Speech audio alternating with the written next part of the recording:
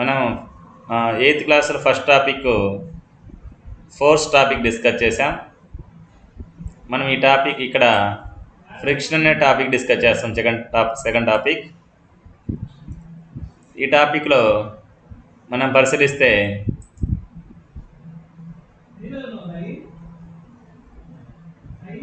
we have learnt about the various types of forces in the chapter force.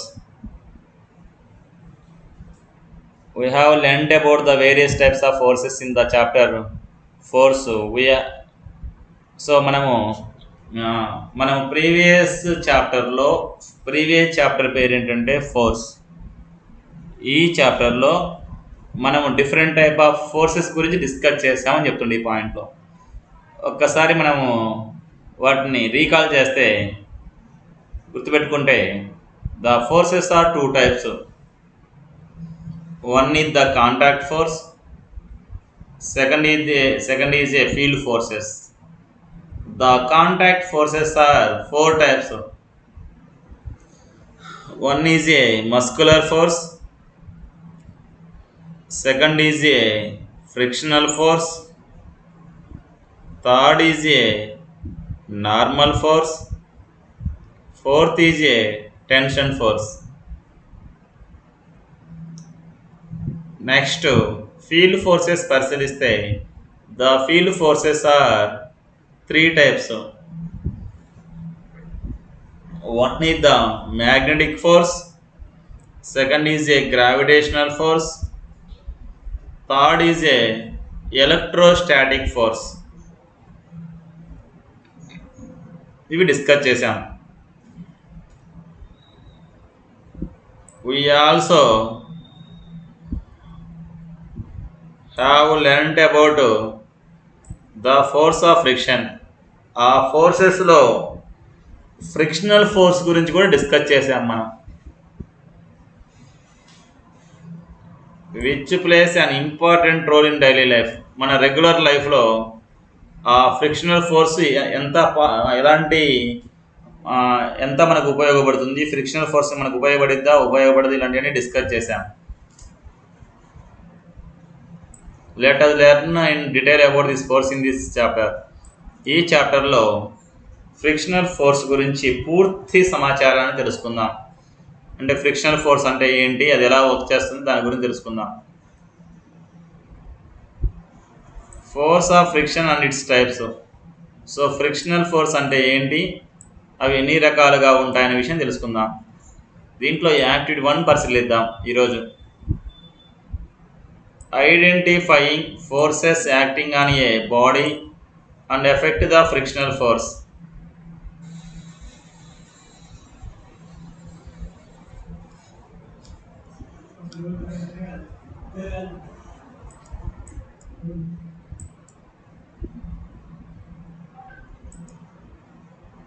Pushing the book. Gently pushing a book on a horizontal floor shown figure 1. Figure డయాగ్రామ్లో చూపించిన విధంగా horizontal floor అంటే ఇది. Horizontal floor మీద ఒక బుక్ని ఇట్లా push చేస్తున్నాడు. What do you observe, ఏం పరిశీలిస్తారు అని చెప్తున్నాడు. You may observe that the book acquires A certain speed in the direction of push. You may observe that the book acquires a certain speed in the direction of push. మనం direction push చేసినటువంటి డైరెక్షన్లో కొంత స్పీడ్తో ఆ book ముందుకెళ్తూ ఉంటుంది.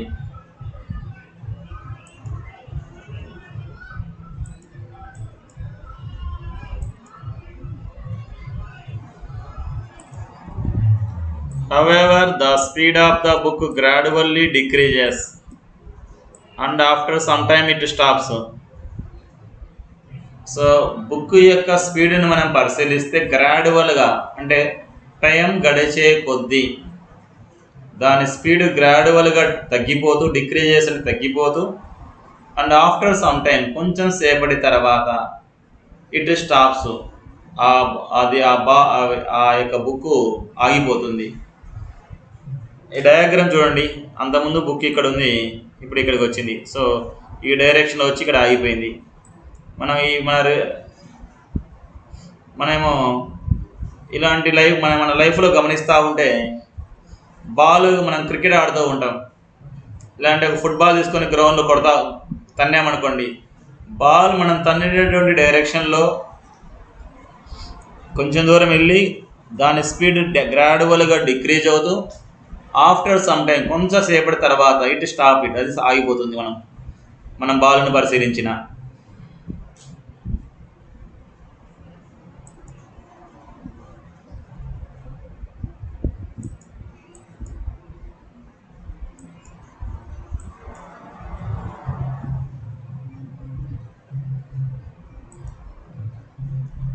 Why does the book stop after covering some distance? కొంచెం దూరం కదిలిన తర్వాత బుక్ స్టాప్ అయిపోయింది, ఎందుకు అని క్వశ్చన్ వేస్తున్నారు ఇక్కడ. Is the book moving with uniform speed? So uniform స్పీడ్తో వెళ్ళిందా book? Why does the speed of the book change gradually? Book యొక్క స్పీడ్ గ్రాడ్యువల్గా ఎందుకు చేంజ్ అవుతూ ఉంది? ఇవి తెలుసుకుందామని చెప్తున్నాడు.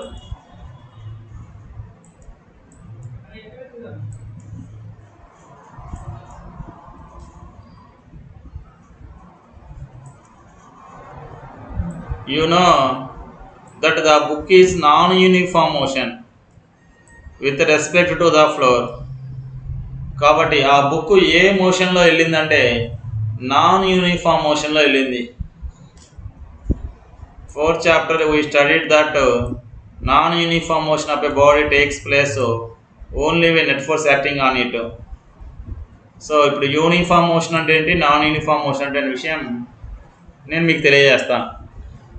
యూనిఫామ్ మోషన్ అంటే ఏంటి, నాన్ యూనిఫామ్ మోషన్ అంటే ఏంటి విషయం తెలియజేస్తాను. ఇప్పుడు ఒక కారు స్టార్ట్ అయింది, 9 గంటలకు స్టార్ట్ అయింది. 9 గంటల నుంచి 10 గంటలకు కారు ట్రావెల్ అయింది. 9 to 10 ట్రావెల్ అయినప్పుడు దాని స్పీడ్ని పరిశీలిస్తే 1 అవర్లో 60 కిలోమీటర్ ట్రావెల్ అయింది. 60 తర్వాత 10 to 11 కూడా ట్రావెల్ అయింది.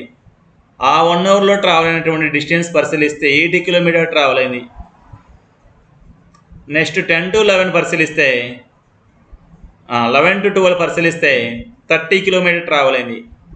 సో మనం ప్రతి 1 అవర్కి పరిశీలిస్తే టైం మాత్రం సేమ్ 1 అవర్ 1 అవర్ 1 అవర్, కానీ డిస్టెన్సెస్ మాత్రం ఈక్వల్గా లేవు. ఇలాంటి కారులో ఉన్నటువంటి మోషన్ ఏమంటారంటే నాన్ యూనిఫామ్ మోషన్ అంటారు.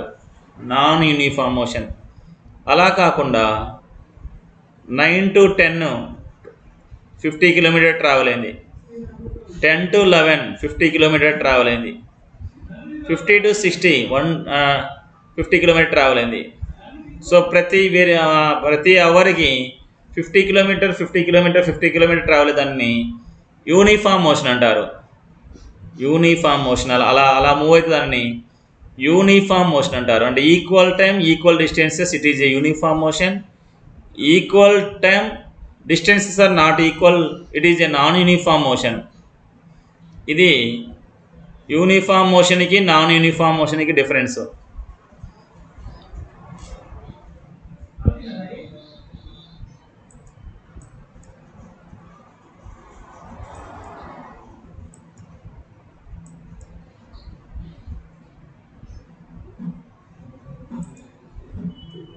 Let us examine forces acting on the book. 2 forces act on the book vertical direction. So book మీద వర్టికల్ డైరెక్షన్ ఎన్ని రకాల ఫోర్సెస్ పనిచేస్తున్నాయనే విషయం మనం తెలుసుకుందాం ఇప్పుడు.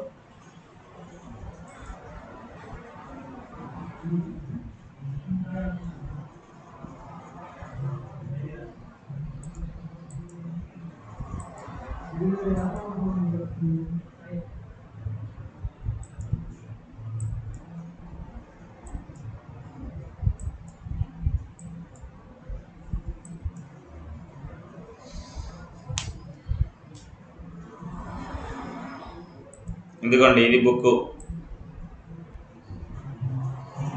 ఇది బుక్. ఈ బుక్ మీద ఒక ఫోర్స్ కిందికి పనిచేస్తుంది. దీన్ని గ్రావిటేషనల్ ఫోర్స్ అంటారు. గ్రావిటేషనల్ ఫోర్స్ లేదా వెయిట్ అంటారు. ఇదిగోండి, they are weight of the book WR gravitational force acting vertically downward డైరెక్షన్లో ఒక ఫోర్స్ పనిచేస్తుంది. డౌన్వర్డ్ డైరెక్షన్లో పనిచేసేటువంటి ఫోర్స్ని గ్రావిటేషనల్ ఫోర్స్ అంటారు. Gravitational force. సో హారిజెంటల్గా ఒక బుక్కు టేబుల్ మీద ఉన్నప్పుడు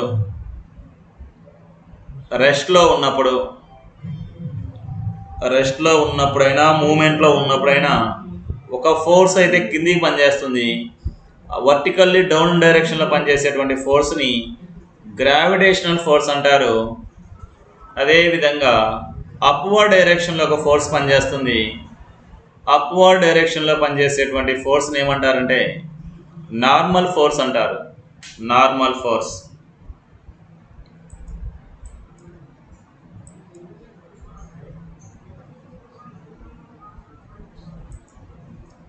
normal force, reaction force. Normal ఫోర్స్కి ఇంకో పేరు ఏంటంటే రియాక్షన్ ఫోర్స్.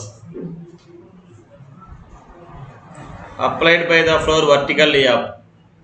సో అప్వర్డ్ డైరెక్షన్లో ఒక ఫోర్స్ పనిచేస్తుంది, దాన్ని నార్మల్ ఫోర్స్ రియాక్షన్ ఫోర్స్ అంటారు.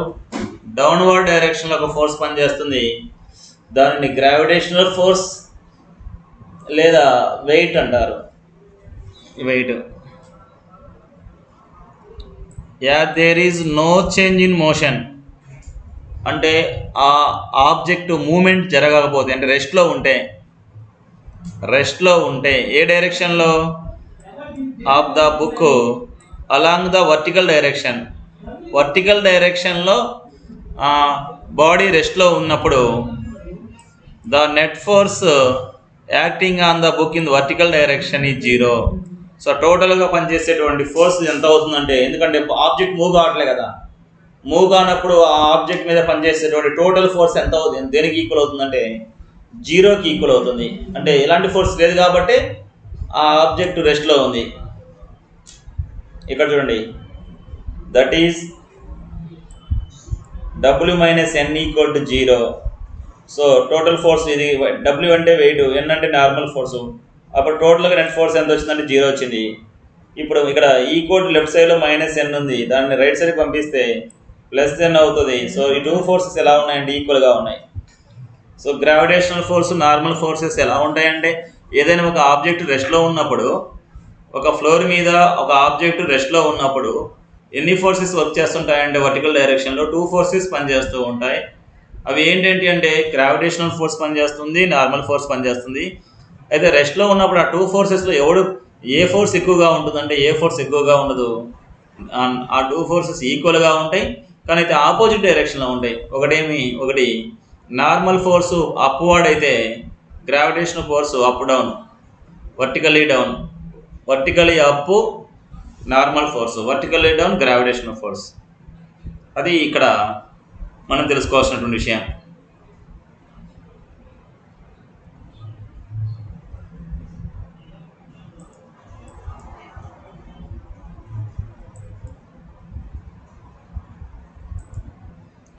In the horizontal direction, the speed of the book is changing continuously.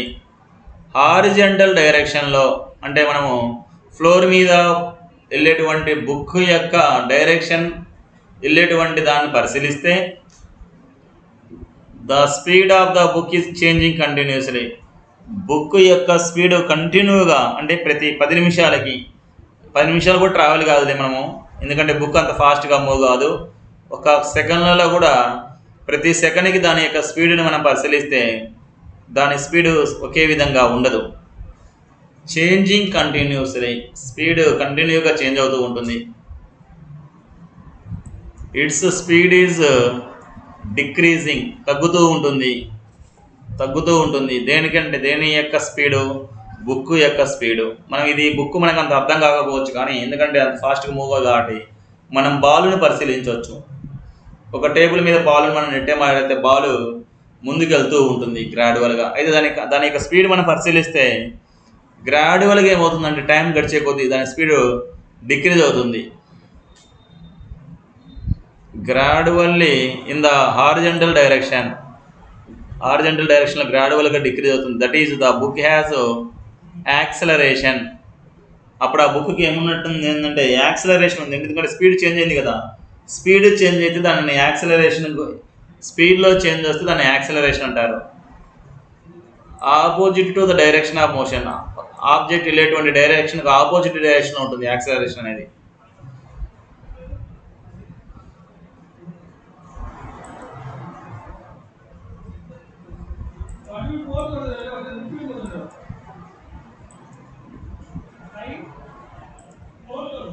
When the speed of the body moving in a straight line లో ఒక body move అవుతుంది అనుకోండి, changes continuously, speed కంటిన్యూస్గా change అవుతుంటే we say that the body has acquired an acceleration. Acceleration, declaration, 2 words ఇక్కడ వింటున్నాం. Acceleration, declaration. ఇదిగోండి ఇక్కడ చూడండి, ఇది యాక్సలరేషన్. ఇక్కడ దీనిని, ఇక్కడ డిక్లరేషన్ ఉంది. రైల్వే స్టేషన్కి ఒక ట్రైన్ వచ్చింది. రైల్వే స్టేషన్ నుంచి వెళ్తున్నటువంటి ట్రైన్ మనం పరిశీలిస్తే దాని స్పీడ్ను గ్రాడ్యువల్గా దాని స్పీడ్ ఏమవుతూ ఉంటుంది అంటే ఇంక్రీజ్ అవుతూ ఉంటుంది. దానిని యాక్సలరేషన్ అంటారు. అంటే టైంతో పాటుగా స్పీడ్ చేంజ్ వస్తుంది, దాన్ని యాక్సలరేషన్ అంటారు. అదే రైల్వే స్టేషన్కు రాకముందు దాని యొక్క స్పీడ్ని మనం పరిశీలిస్తే టైంతో పాటుగా దాని స్పీడ్ ఏమవుతుందంటే మారుతుంది, కానీ గ్రాడ్యువల్గా డిక్రీజ్ అవుతుంది. దానిని ఏమంటారంటే డిక్లరేషన్ అంటారు. డిక్లరేషన్. ఇది యాక్సలరేషన్కి డిక్లరేషన్కి తేడా.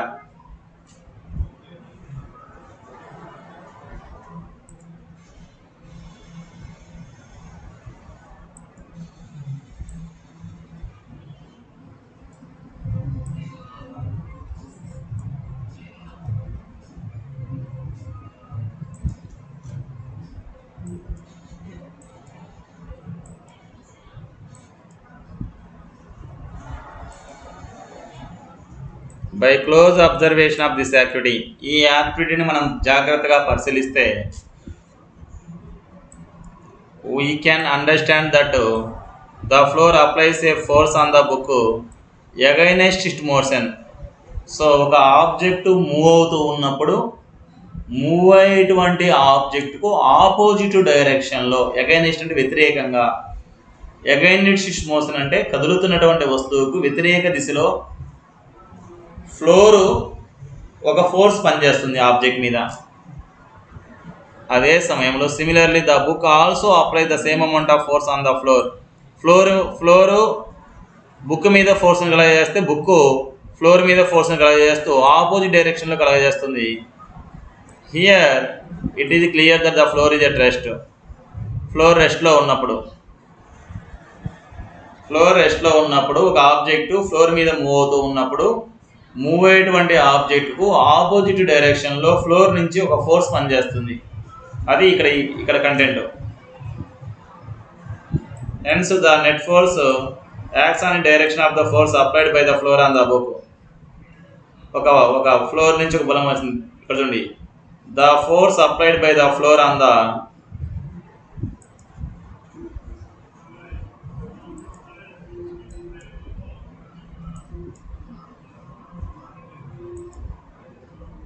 the force applied by the floor నుండి ఒక ఫోర్స్ పనిచేస్తుంది. దేని మీద అంటే బుక్ మీద. దీనిని ఫ్రిక్షనల్ ఫోర్స్ అంటారు. లేదా ఫ్రిక్షనల్ ఫోర్స్ ఇంకో పేరు ఏంటంటే ఫ్రిక్షనల్ ఫోర్స్ అని చెప్పచ్చు, లేదంటే ఫ్రిక్షన్ అన్న చెప్పచ్చు. సో హారిజంటల్ డైరెక్షన్లో ఒక ఆబ్జెక్ట్ మూవ్ అవుతూ ఉన్నప్పుడు మూవ్ అవుతున్నటువంటి డైరెక్షన్లో దానికి ఆపోజిట్ డైరెక్షన్లో ఫ్లోర్ నుంచి ఒక ఫోర్స్ పనిచేస్తుంది. దానిని ఫ్రిక్షనల్ ఫోర్స్ అంటారు. ఇది మనకి ఫ్రిక్షనల్ ఫోర్స్ అంటే ఏంటనేది ఒక యాక్టివిటీ రూపంలో మనకి ఇచ్చాడు. కాబట్టి ఇదొక్కటి మనం డిస్కస్ చేద్దాం.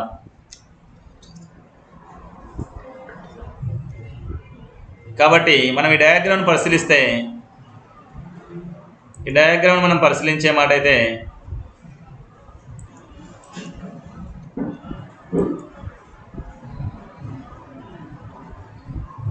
ఈ డయాగ్రామ్ పరిశీలిస్తే చూడండి, ఇదిగోండి ఈ డైరెక్షన్లో మూవ్ అవుతూ ఉంది, ఈ డైరెక్షన్లో ఒక ఫోర్స్ పనిచేస్తుంది ఆపోజిట్ డైరెక్షన్, దీనిని ఫ్రిక్షనల్ ఫోర్స్ అంటారు.